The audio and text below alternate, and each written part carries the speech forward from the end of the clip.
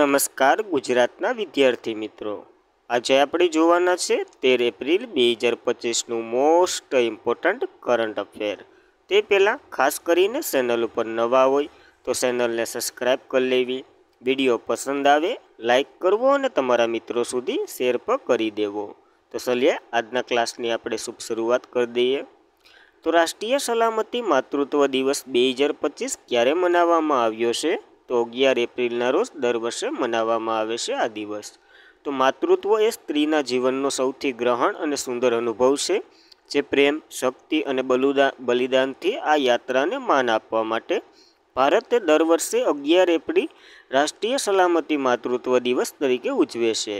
આ દિવસ હેતુ ગર્ભાવસ્થાની પહેલી, દરમિયાન અને પછીની માતાના સ્વાસ્થ્ય વિશે જાગૃતિ લાવવા માટેનો એક દિવસ છે, જેની થીમ તો કે સ્વચ્છતાની શરૂઆત અને આશાસ્પદ ભવિષ્ય છે। યાદ રાખવું। આ સાથે જ આનો ઇતિહાસ જોઈએ તો રાષ્ટ્રીય સલામતી માતૃત્વ દિવસની સ્થાપના 2003માં વ્હાઇટ રિબર એલાયન્સ ઇન્ડિયા દ્વારા કરવામાં આવી હતી અને આ તારીખ મહાત્મા ગાંધીના પત્ની છે કસ્તુરબા, જે બાપુએ કસ્તુરબા કહીને જ બોલાવતા હતા, એની જયંતિ પર એટલે કે જન્મ જયંતિ નિમિત્તે ઉજવવામાં આવે છે, જે પહેલી વાર 2003માં યોજી હતી। જ્યારે 11 એપ્રિલે બીજો એક દિવસ પછી વિશ્વ પાર્કિન્સન દિવસ, જે 11 એપ્રિલે ઉજવવામાં આવે છે, જે એક રોગ છે એટલે કે પાર્કિન્સન એક રોગ છે જે જાગૃતિ વધારે છે અને ન્યુરોલોજિકલ સ્થિર ધીમે ધીમે ચળવળ અને માનસિક કાર્યોને અસર કરે છે। તો ખાસ કરીને આ બંને દિવસો 11 એપ્રિલે ઉજવવામાં આવે, યાદ રાખવા। આ સાથે જ એપ્રિલના દિવસો જોઈ લઈએ તો 1 એપ્રિલ ઉત્કર્ષ દિવસ એટલે કે ઓડિશાનો સ્થાપના દિવસ, 2 એપ્રિલ વિશ્વ ઓટિઝમ જાગૃત દિવસ, 21 જૂનની થીમ આપણને મળી ગઈ છે યોગ દિવસની, એક પૃથ્વી એક સ્વાસ્થ્ય માટેની થીમ છે। જ્યારે 4 April international mild awareness day, 5 April રાષ્ટ્રીય દરિયાઈ દિવસ, 7 એપ્રિલ વિશ્વ આરોગ્ય દિવસ અને 10 એપ્રિલ વિશ્વ હોમિયોપેથી દિવસ વગેરે આપણે અત્યાર સુધી ઉજવી ચૂક્યા છે। ત્યારબાદ તો કે કયા દેશને રેકોર્ડ સમયમાં વિશ્વનું પ્રથમ 3D પ્રિન્ટેડ ટ્રેન સ્ટેશન બનાવ્યું? તો રેકોર્ડ શા માટે? તો કે 100 કલાકની અંદર જ આ કામ પૂરું કરી નાખ્યું અને વિશ્વનું પ્રથમ છે આ બંને તો કે જાપાને કર્યું છે। તો જોઈએ, એક નોંધપાત્ર એન્જિનિયરિંગની સિદ્ધાંતમાં West Japan Railway Company JR West છે ને, એમને વિશ્વનું પ્રથમ 3D પ્રિન્ટેડ ટ્રેન સ્ટેશન બનાવ્યું, જે વાકાયામ પ્રિફેન્સના અડિયા શહેરમાં 100 કલાકથી ઓછા સમયમાં આ ઊભું કરી દીધું છે અહીંયા, અને આનું નામ તો કે હાન્ચાન્શીમા સ્ટેશન છે। અને આ જે નવું માળખું 1948ના જૂની લાકડાની સુવિધા બદલને જાહેર માળખામાં ક્રાંતિ લાવવા માટે 3D પ્રિન્ટેડની સંભાવના દર્શાવે છે। તો બંને ટાઈપના, કારણ કે વિશ્વનું તો પ્રથમ છે 3D પ્રિન્ટેડ ટ્રેન સ્ટેશન છે એટલે, અને એક રેકોર્ડ જે 100 કલાકની અંદર બનાવી નાખ્યો, તો આ બંને રેકોર્ડ જાપાન વિશે યાદ રાખવા। જાપાનની વાત કરીએ તો ઉગતા સૂરજની ભૂમિ કહેવામાં આવે છે, કેપિટલ ટોક્યો છે।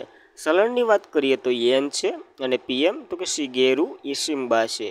તો ખાસ કરીને એટલી માહિતી જાપાન વિશે યાદ જ રાખવી। ત્યારબાદ તો કે કઈ રાજ્ય સરકાર દ્વારા સાંસ્કૃતિક પુનર્જીવનના પગલાં તરીકે જે ખુલતાબાદનું નામ બદલી અને રતનપુર કરી દેવામાં આવ્યું છે?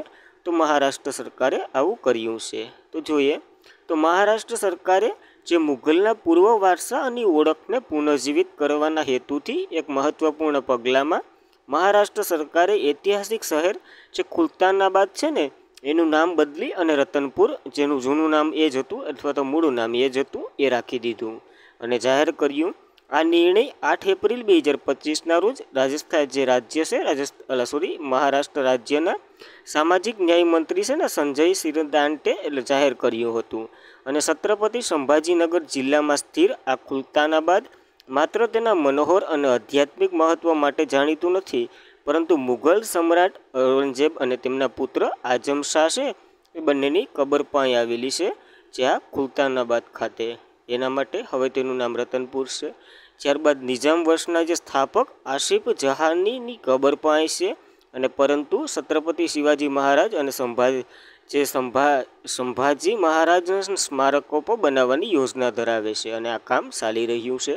તો યાદ રાખવું, એટલા માટે આનું નામ બદલી નાખ્યું, મૂળ નામ રાખી દીધું, કારણ કે મુઘલો જતા જે આ બે નામ બીજા મહારાષ્ટ્રમાં જ બદલ્યા છે, ઔરંગાબાદનું નામ છત્રપતિ સંભાજીનગર અને ઉસ્તામાબાદનું નામ તો કે ધારાશિવ રાખ્યું છે. તો આ ત્રણેય નામો યાદ રાખવા. મહારાષ્ટ્રની વાત કરીએ તો કેપિટલ મુંબઈ છે, મુખ્યમંત્રી દેવેન્દ્ર ફડણવીસ છે અને રાજ્યપાલ સીપી રાધાકૃષ્ણ છે. યાદ રાખવી આ બેઝિક મહારાષ્ટ્રની માહિતી. ત્યારબાદ તો કે યુનાઇટેડ નેશનલના અહેવાલ મુજબ વૈશ્વિક માતૃ મૃત્યુદરમાં ભારતનું સ્થાન જણાવો. તો ભારત બીજા નંબર ઉપર છે માતા મૃત્યુદરમાં. તો સંયુક્ત રાષ્ટ્રની એનજીસીઓ દ્વારા બહાર પાડવામાં આવેલ એક નવા અહેવાલ મુજબ ભારત 2023માં વિશ્વમાં બીજા ક્રમે સૌથી વધુ માતાના મૃત્યુ નોંધાયા હતા, જે ડેમોક્રેસી રિપબ્લિક ઓફ કોંગો સાથે સ્થાન ધરાવે છે. તો બંને નંબર ઉપર આ છે, એટલે કે બીજા નંબર ઉપર ભારત સાથે ડેમોક્રેસી રિપબ્લિક ઓફ કોંગો છે, જે 2000થી માતાના મૃત્યુદરમાં 40% ઘટાડો થયો છે એવું કહે છે ભારતમાં. અને વિવિધ પ્રદેશોમાં નોંધપાત્ર અસમાનતા હજુ પણ અસ્થિરમાં છે. તો ખાસ આ રિપોર્ટ હવે જોઈ લે એનું નામ વગેરે. તો માતૃત્વ મૃત્યુદરના વલણો આપ્યા છે, જે 2000થી 2023 સુધીનો ડેટા પ્રકાશ કર્યો છે. રજૂઆત તો કે યુનાઇટેડ નેશનલે જ કર્યું.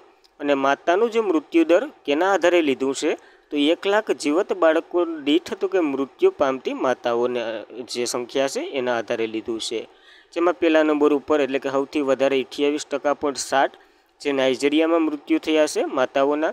બીજા નંબર ઉપર ભારત છે ડેમોક્રેસી રિપબ્લિક ઓફ કોંગો સાથે 7% માતાના મૃત્યુ થયા છે. પાકિસ્તાન આપણા પછી છે 4%.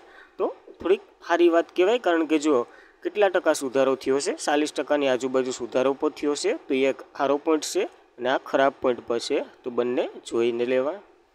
ત્યારબાદ રાષ્ટ્રપતિ દ્રૌપદી મુર્મુને કયા દેશનો જે કોન્સ્ટેન્ટાઇન યુનિવર્સિટી દ્વારા માનક ડૉક્ટરની પદવીથી એનાયત કરવામાં આવ્યા છે. જો પોર્ટુગલનો એક એવોર્ડ તો એને મળી ગયો. હવે ક્યાં જવાના હતા ત્યારે આપણે ભણ્યા હતા સ્લોવાકિયા, તો એ દેશનો મળ્યો છે. તો જ્યારે તેણી પોર્ટુગલ ગયા હતા, તેમણે પોર્ટુગલની રાજધાની લિસ્બન શહેરની માનક નાગરિક બનાવવામાં આવ્યા હતા અને લિસ્બન શહેરની બહુપ્રતિયમ કી ઓફ ઓનર પણ તેમને સન્માનિત કરવામાં આવ્યા હતા. હવે તે સ્લોવાકિયા ગયા, તો અહીંયા નિત્રામાં આવેલી કોન્સ્ટેન્ટ ફિલોસોફર યુનિવર્સિટી છે ને, એમાં ભારતના રાષ્ટ્રપતિ દ્રૌપદી મુર્મુને માનક ડૉક્ટર હોનોરિસ કોંગ એટલે કે કોસા, જેના એક પ્રખ્યાત ડૉક્ટરના નામ ઉપર આ યુનિવર્સિટીનું નામ છે, એક પદવી એટલે કે ડિગ્રી એનાયત કરવામાં આવી છે રાષ્ટ્રપતિને. જે રાષ્ટ્રપતિ જાહેર સેવાની શાસન, સામાજિક અને સમાવેશ, હિમાયત, શિક્ષણ, મહિલા સશક્તિકરણ, સાંસ્કૃતિક, ભાષાકીય વગેરેને ધ્યાનમાં લઈ અને આ ડિગ્રી આપવામાં આવી છે. અને રાષ્ટ્રપતિ દ્રૌપદી મુર્મુ સ્લોવાકિયાની મુલાકાત લેનાર બીજા ભારતીય રાષ્ટ્રપતિ છે. તેમણે પહેલા રાષ્ટ્રપતિ તો કે શંકર દયાલ શર્મા 1996માં ગયા હતા, જેને એ પ્રથમ ભારતીય હતા. હવે બીજા મુર્મુ. લેડીઝમાં વાત કરીએ તો પ્રથમ કહેવાય. તો કેવી રીતના પ્રશ્ન પૂછાય એના ઉપર ધ્યાન દેવું, પછી આન્સર કરવો. નકર તો પહેલાં મહિલા અથવા તો પહેલાં ભારતીય પૂછી દઈને દ્રૌપદી મુર્મુ કરીને આવો તો કંઈ ખ્યાલ નથી. ત્યારબાદ સ્લોવાકિયાની વાત કરીએ તો યુરોપિયન દેશ છે, જેનું કેપિટલ બ્રાતિસ્લાવા છે. ચલણ તો કે યુરો છે. પ્રમુખ તો કે પીટર પેલેગ્રીન છે. તો યાદ રાખવી એટલી માહિતી સ્લોવાકિયા વિશે. ત્યારબાદ તો કે AFF વિશ્વકપ બ્યુરો આઈસ 2025માં કયા દેશ પછી ભારતને બીજું સ્થાન આપવામાં આવ્યું છે? તો પહેલા નંબર ઉપર ચાઇના છે, બીજા નંબર ઉપર ભારતને રાખ્યું છે. તો ભારતના શૂટરોએ વર્લ્ડ કપ જે યોજાય ને બ્યુનોસ આઈસના ખાતે 2025નો, એમાં 8 મેડલ જીત્યા, 4 ગોલ્ડ, 2 સિલ્વર અને 2 બ્રોન્ઝ મેડલ સાથે ભારતે પોતાનું અભિનામ જાળવી રાખ્યું છે. ચીન પછી મેડલ ટેબલને લિસ્ટમાં બીજા નંબર ઉપર છે. જ્યારે AFF એટલે કે શૂટિંગની જે ગેમ છે ને, એ વર્લ્ડ કપ રાઇફલ અને શોટગન સ્પર્ધામાં જે 1થી 10 એપ્રિલ 2025 દરમિયાન આર્જેન્ટિનાનું જે કેપિટલ છે ને બ્યુનોસ, એના એક શહેરમાં યોજાઈ હતી, જેનું નામ તો કે એરેસમાં છે. એમાં યોજાઈ હતી અને અહીંયા ભારત તો કે 8 મેડલ લઈને આવ્યું છે. જો મેડલ ટેબલની લિસ્ટ અહીં આપી જ દીધી છે. પહેલા નંબર ઉપર ચીન છે 11 મેડલ સાથે, બીજા નંબર ઉપર ભારત છે 8 મેડલ સાથે, જેમાં 4 ગોલ્ડ, 2 સિલ્વર અને 2 ક્રાસ્ય એટલે કે બ્રોન્ઝ મેડલ છે. તો આપણે એક વખત સિલ્વરના નામો જોઈ લઈએ, કારણ કે પ્રશ્ન એવી રીતના જ પૂછાય, કયો ખેલાડી કઈ રમત સાથે સંકળાયેલો છે. આ બધા તીરંદાજના ખેલાડી છે. તો વિજય વિકેટ સિદ્ધિ એનો એક પોઈન્ટ યાદ રાખવો. કારણ કે વર્લ્ડ કપ ઇતિહાસમાં પુરુષોની જે 25 મીટર જે રેપિડ ફાયર પિસ્તોલ ઇવેન્ટમાં ગોલ્ડ મેડલ જીતનાર પ્રથમ ભારતીય છે. તો નામ સહિત બધો ડેટા યાદ રાખવો. જ્યારે શિફ્ટકોર સમરા, રુદ્રાક્ષસિંહ પાટીલ અને ઋષેન્દ્રસિંહ વગેરે નામોથી યાદ રાખી શકો તમે. યાદ રાખવો એટલું માહિતી. ત્યારબાદ નાણાકીય વર્ષ 2024-25માં ભારતની નવીનીકરણ ઉર્જા ક્ષમતા કેટલા ગીગાવોલ્ટને વટાવી ગઈ? તો 220 ગીગાવોલ્ટને વટાવી ગઈ છે. તો આપણો ટાર્ગેટ 200 ગીગાવોલ્ટનો હતો, જેની ઉપર થઈ ગયો. તો દેશમાં કુલ સ્થાપિત નવીનીકરણ ઉર્જા ક્ષમતા 220 ગીગાવોલ્ટને વટાવી નાણાકીય વર્ષ 2024-25માં 220.10 ગીગાવોલ્ટ થઈ ગઈ છે. જે સ્થાપિત નવીનીકરણ ઉર્જાની સ્થિર વિશેષ નવીનીકરણ ડેટા 10 એપ્રિલ 2050 એટલે કે 2025ના રોજ કેન્દ્રીય નવીનીકરણ ઉર્જા મંત્રાલય દ્વારા જારી કરવામાં આવ્યો છે. આના મંત્રી કોણ છે? તમારે કોમેન્ટ કરવાની છે. સ્વાતંત્ર હવાલો ધરાવે છે એ ભાઈ. દેશમાં કુલ સ્થાપિત નવીનીકરણ ઉર્જા વપરાશ જે 220.10 ગીગાવોલ્ટ હતી, જે 2023-24માં 198.75 ગીગાવોલ્ટ હતી. એમાં ઘણો સુધારો થયો છે, યાદ રાખવું. જ્યારે ઇન્ટરનેશનલ રિન્યુએબલ એનર્જી એજન્સી અનુસાર આ ડેટા બહાર પાડવામાં આવ્યો છે 2024નો, જેમાં પહેલા નંબર ઉપર ચીન, બીજા નંબર ઉપર અમેરિકા અને ત્રીજા નંબર ઉપર બ્રાઝિલ. ત્યારબાદ ભારતનું સ્થાન ચોથું છે. વિશ્વમાં ચોથો ક્રમ છે, યાદ રાખવો. અને ભારત સરકારનું એક લક્ષ્ય પણ છે 2030 સુધીમાં 500 ગીગાવોલ્ટ જે બિન અશ્મિભૂત એનર્જી એટલે કે ગ્રીન એનર્જી પ્રાપ્ત કરવાનું. એ પછી સૌર ઉર્જાની હોય, પવનની હોય વગેરે, ટૂંકમાં પ્રદૂષણ કર્યા વગરની ઓલું કરવાનું છે, પેદા કરવાનું. તો એ પણ યાદ રાખવું ભારતના પોઈન્ટો. ત્યારબાદ કયા રાજ્યમાં દરેક ગ્રામ પંચાયતમાં વાસણ બેંક ખોલવામાં આવશે? તો રાજસ્થાનની દરેક ગ્રામ પંચાયતમાં વાસણ બેંક ખોલવામાં આવશે. તો હવે ગ્રામ પંચાયત તરફથી લગ્નોમાં વાસણ ઓછા ભાવે મળશે, અને આ માટે રાજ્ય સરકાર જે રાજસ્થાનની છે ને, એને તમામ ગ્રામ પંચાયતમાં વાસણ બેંક ખોલી રહી છે, જે જિલ્લા સહિત રાજ્યના તમામ ગામડાઓમાં પ્લાસ્ટિક મુક્ત કરવાનો છે. તમને ખબર હોય તો પેપરની ને પ્લાસ્ટિકની જે આવે ને થાળી ને વાટકાને બધી, પછી એને સળગાવો તો પ્રદૂષણ થાય, એમનેમ રહેવા દઉં તોય પ્રદૂષણ થાય વગેરે, બારો તો કાર્બન ડાયોક્સાઇડ ઘણા વાયુ ઉત્પન્ન થાય. તો એ બધીથી બચવા માટે આવી ચાલુ કરી છે વાસણ બેંક, અને જેથી પ્લાસ્ટિક પ્લેટોનો ઉપયોગ બંધ કરી શકાય અને ગામડાઓમાં પ્લાસ્ટિક મુક્ત બનાવી શકાય. આ માટે રાજ્ય સરકારે દરેક ગ્રામ પંચાયતને 1 લાખ રૂપિયા રકમ આપશે, અને એમાંથી વાસણો વસાવવાના છે પંચાયતોને. અને રાજસ્થાન રાજ્યની ભાજપ સરકારના બજેટમાં 1000 પંચાયતોમાં વાસણ બેંક બનાવવાની જાહેરાત કરી છે.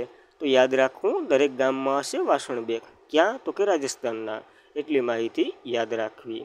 આ બેંકો તો કે NGO દ્વારા ચલાવવામાં આવશે. આનો ઉદ્દેશ્ય આપણે જોયો, સામાજિક કાર્યક્રમોમાં પ્લાસ્ટિકનો ઉપયોગને દૂર કરવો અને પર્યાવરણનું સંરક્ષણને પ્રોત્સાહન આપવું. રાજસ્થાન સરસામાં રહ્યું છે, એની વાત કરીએ તો કેપિટલ જયપુર છે. CM તો કે ભજનલાલ શર્મા છે. રાજ્યપાલ હરિભાઉ બાગડે છે. યાદ રાખવી એટલી માહિતી રાજસ્થાન વિશે. ત્યારબાદ કયા શહેરમાં મહિલા સુરક્ષાની સશક્તિકરણ પર સ્ત્રી સમિટ 2025નું આયોજન કરશે? તો આ હૈદરાબાદ કરવાનું છે આનું આયોજન. તો હૈદરાબાદ સિટી સિક્યુરિટી કાઉન્સિલ જે સ્ત્રી સમિટ બીજી આવૃત્તિ આયોજન કરવા માટે તૈયાર છે, જે મહિલા સલામતી, સુરક્ષા અને સશક્તિકરણને વધારવા માટે સ્થાપિત અને મુખ્ય કાર્યક્રમ 15 એપ્રિલ 2025ના રોજ આયોજન થશે. અને આ સમિટ સમાજમાં મહિલાઓ સામનો કરવો પડતી રહેલી પડકારો સામના માટે વ્યવસાયિક હિમાયત અને નિષ્ણાંતો સહિત વિવિધ હિસ્સેદારોમાં એક સાથે લાવવાનો છે. તો યાદ રાખવી, આ સમિટનો ઉદ્દેશ્ય સાથે હૈદરાબાદમાં ભરાવાની છે. ત્યારબાદ જે વેરકા મળ્યો શહેરો એટલે કે માન દ્વારા વીરા માસ્કોટનું અનાવરણ કર્યું છે. તો આ વેરકા શું છે? તો કે એક દૂધની બ્રાન્ડ છે, જેવી રીતના અમૂલ છે એવી રીતના. ક્યાં? તો કે વધારે પ્રચલિત પંજાબમાં છે. અને બુધવારે ડેરી બ્રાન્ડ વેરકાને એક શહેરો મળ્યો છે, કારણ કે એનો માસ્કોટ લોન્ચ કરવામાં આવ્યો છે ભગવત માન દ્વારા, પંજાબના CM છે એના દ્વારા, અને એનું નામ તો કે વીરા આપ્યું છે. હવે આ માસ્કોટ એક યુવાન શીખ છોકરો છે, જે દર્શાવવામાં આવ્યો છે. તમે આ ઇમેજમાં જોઈ શકતા હો, આ ટાઈપનો છે, જે ભગવત માનની આગળ ઊભો ને એ ટાઈપનો. એને યાદ રાખવો. અને વાદળી પટ્ટા, કપડાં, ટી-શર્ટ વગેરે પહેરાવી અને હાથ જોડીને શુભેચ્છા પાઠવે છે. હવે વીરા જે અંગ્રેજીમાં અર્થ થાય છે, એટલે કે અંગ્રેજી છે એનો અર્થ થાય છે ભાઈ. અને તેને લોન્ચ પાછળ પ્રેરણા વિશે પૂછવામાં આવતા એક અધિકારીએ અમૂલની જે લોકપ્રિય માસ્કોટ છે ને, અમૂલની ગર્લ ઓલી જે શું કહેવાય, એના હાથમાં ગ્લાસ લઈને જે ઊભી છે ને એ ટાઈપનું આ કંઈક દર્શાવે છે. તો તો યાદ રાખવું એ આ પંજાબમાં થયું બધી. અને આજના માટે એટલું જ હતું. ખાસ કરીને મિત્રો વિડીયો પસંદ આવે લાઇક કરવો, તમારા મિત્રોને શેર કરવો અને ચેનલ પર પ્રથમ વખત હોય તો સબસ્ક્રાઈબ કરી લેવી. જો સબસ્ક્રાઈબ કરવાથી તમારું કંઈ જાતું હોય તો હું ભોગવવા તૈયાર છે, કરી દેવી. Thank you for watching this video. જય હિન્દ, જય ભારત.